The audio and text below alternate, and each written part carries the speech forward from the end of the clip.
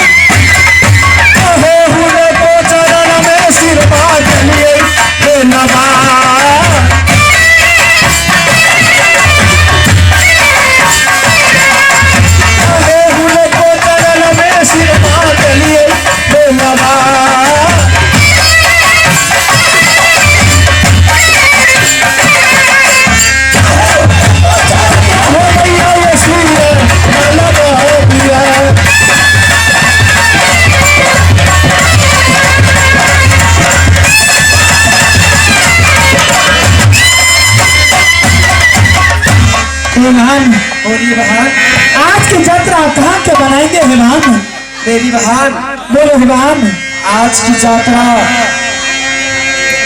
हमारे सभी सखी मिल करके और कर्तव्य है कि सबसे पहले चलो कहा तो मैया मंदिर के पास क्यों मेरी बहन माँ को पूजा करूंगी। शान बजा मेरी गई हो चल चा चला बहिना हे शिव पार्वती हे जाई के जे पूजा गई करबई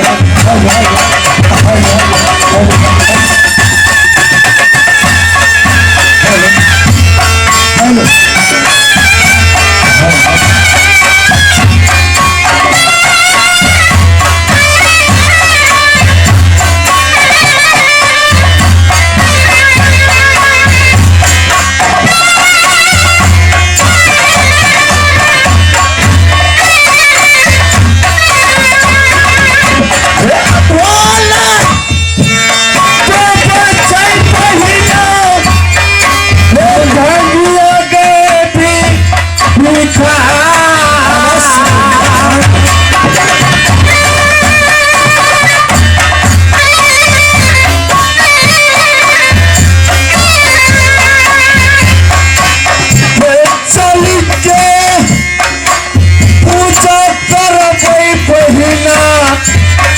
मैया दुर्गा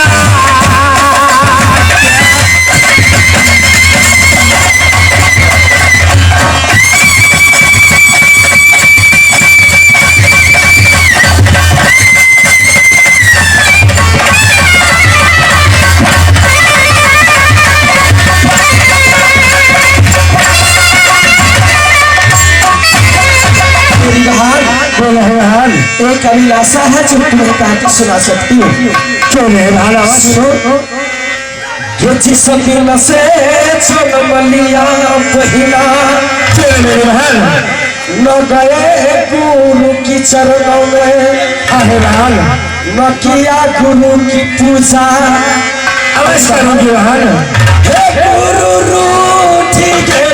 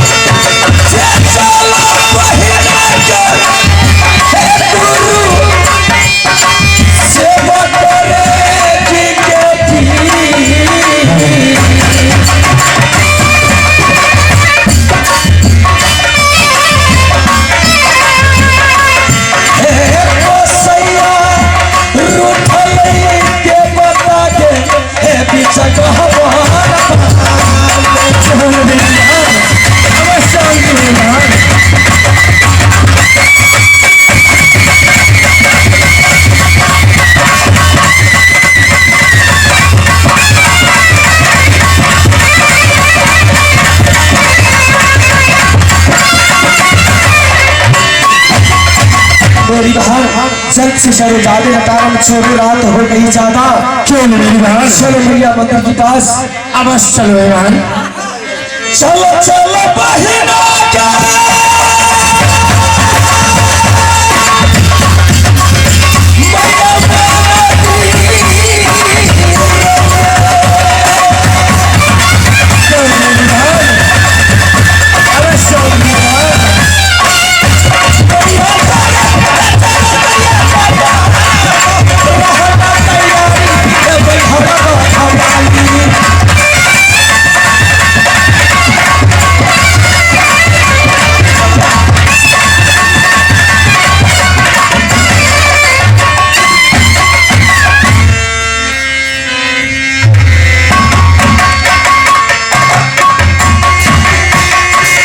तपस्या करते थे और जो मन में लगा हुआ अभिलाषा रहते थे वो भगवान ओ प्रभु पूरा करते थे और दर्शन को देती थी। लेकिन एक कलयुग काल में और प्रभु को कहना अनुसार उस समय तपस्या करने से जो मनोकामना पूरा होते थे, इस समय हरि को नाम लेने से वो काम बन जाते हैं और मन को जो विलासा रहता है पूर्ण करते हैं। इसीलिए सब मिल करके एक बार जयकार को लगाइए और आगे की जो प्रोग्राम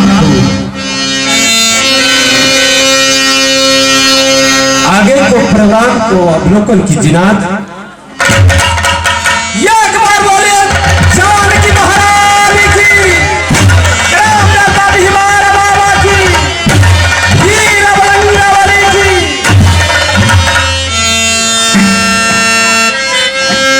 हम बालक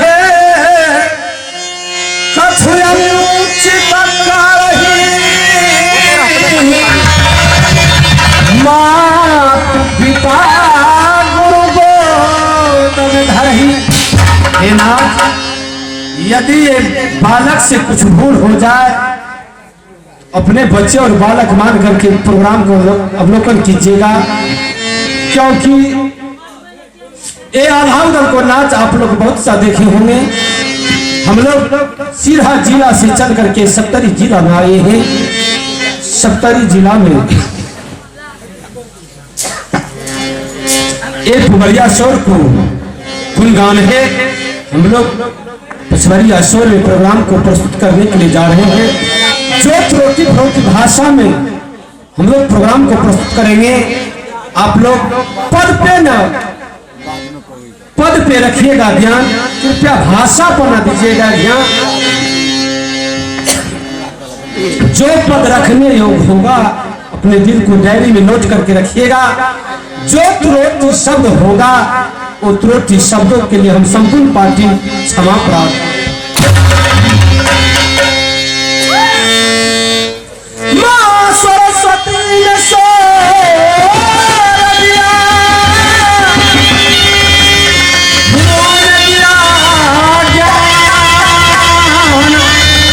मातु पिता मुझे जन्म दिया, आग दिया भगवान तो कंठ विलास जमा सरस्वती हृदय विराज महेश। छूटल अक्षर जोड़ देह माता गौरी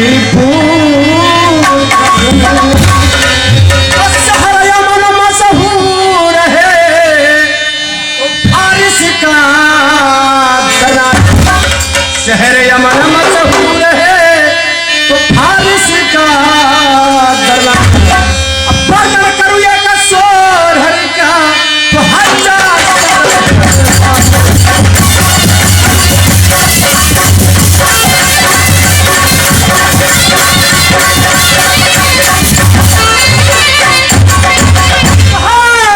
सर बलवान तो जिसका नाक दो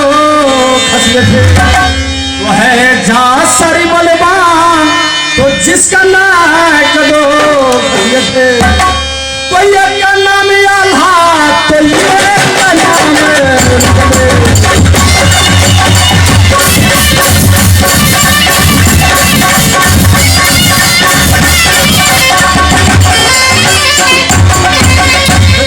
जिसका नाम आल्हा था वो गर्भेश पंडित।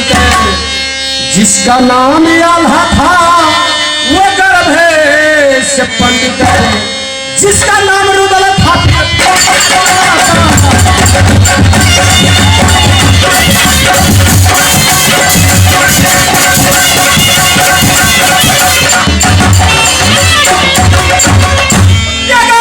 चलाने में खुद मर्दाना था, तथी पतिव्रता एक नारी उनकी घर में तो देला बरी थी। तो थी पतिव्रता एक नारी उनकी घर में तो देला बरी थी। तो जादो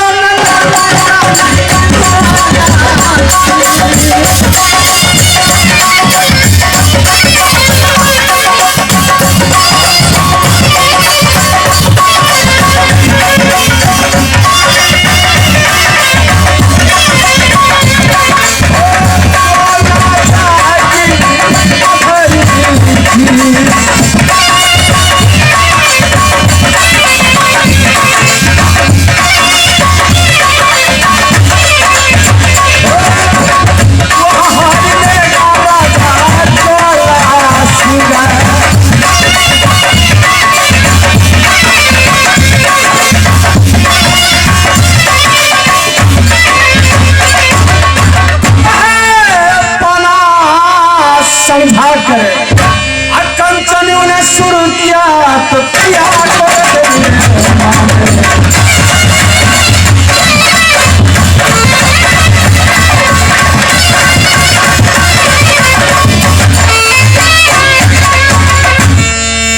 माता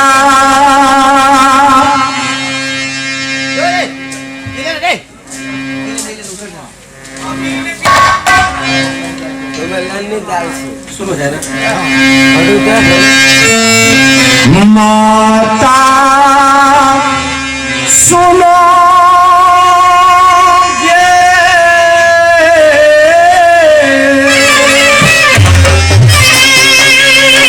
दुर्गा है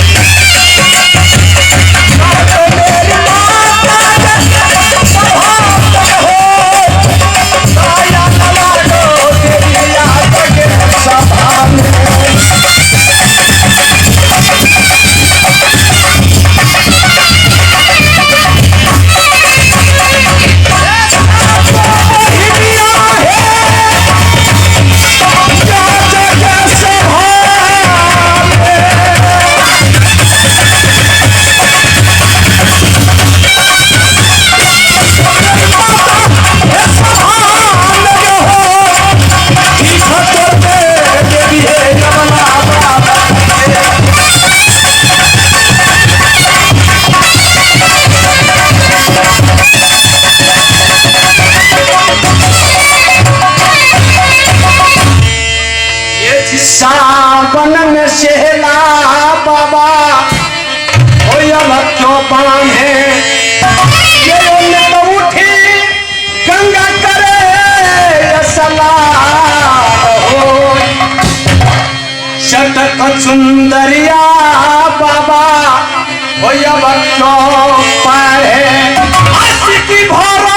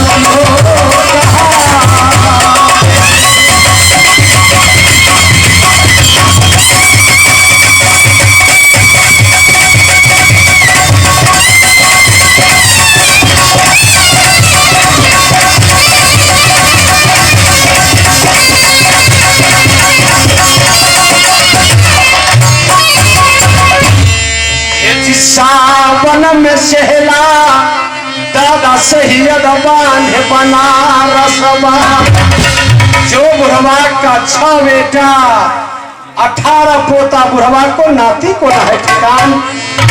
भातवन तो उठी या कर गंगा स्नान, चटक चुंदरिया रानी सोन पर नाना बारी, आशिकी भरा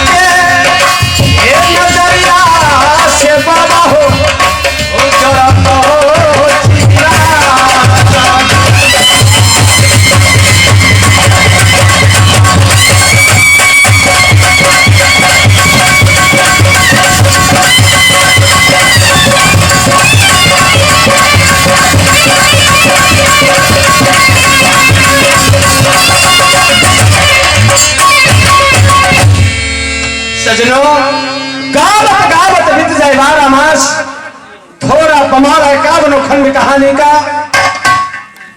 आज का खेला हमारे पार्टी की ओर से नानागढ़ की लड़ाई, महारानी सोनक की शादी हो गई। सजनों, कहां तो राजा याधा का साथ में महारानी सोना की शादी होगा। एक रात का मशहूर खेला है सजनों, जो महारानी सोना ने अपने भाई शिवानंद को अपने हाथ से सर को काटेगा। सजनों, कठिन लड़ाई है राज नैना का। नाना का प्रण सुन करके 51 किला का छतरी, कोई ऐसा माय का लाल पाजाना लिया जो राज नैना को तिलक को थामेगा। नैना का प्रण है।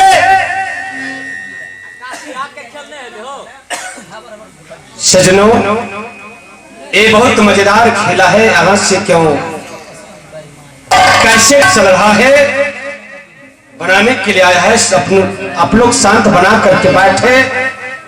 51 खंड का कहानी, कोई जो ये आल्हा उदल नाच को, कोई 51 खंड का कोई कहानी, ये महाभारत की सारांश है। जो राज नैना का राजा महाराजा सामदेव, जिसकी जान से 3 पुत्र और 1 पुत्री, जो सबसे बड़े पुत्र का नाम शिवानंद, ताश से छोट लहरा,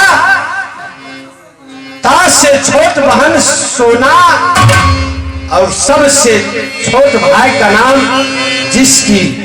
जिसका नाम छोटन कहा करते हैं। और नैना का प्रण है सजनों,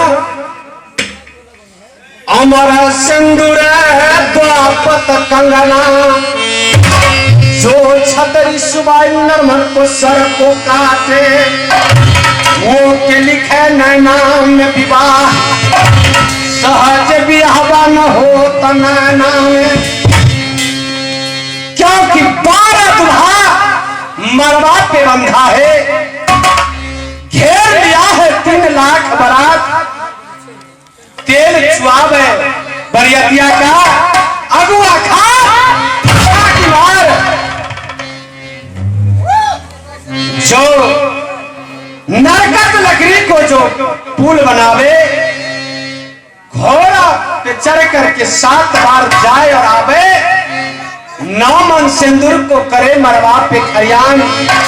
आओ के हो पियावा हुआ मना होता,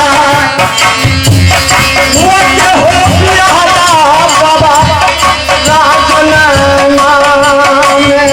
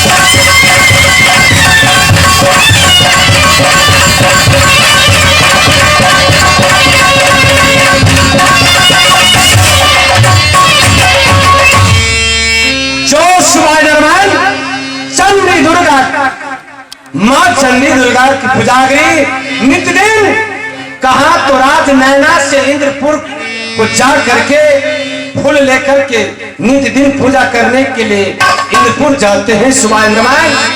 और इंद्रपुर सुबह इंद्रमैन ने जैसे महाराजा बाली, जो राजा महाराजा बाली से युद्ध करने के लिए आता था तो आधा बल बाली को भुजा में समा जाते थे। उसी समान सुबह इंद्रमैन ने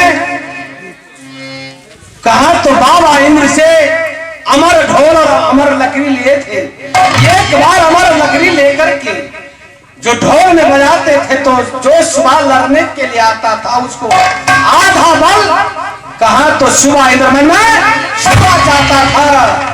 इसीलिए शायद दुल्हा को माथ काट करके राज नाना को बुलाए थे और 12 दुल्हा भी मरवा पे बंधा है। सजनो शांत बना करके बैठे और एक खेला को लाभ उठे। हे गे चाचा गाता मैया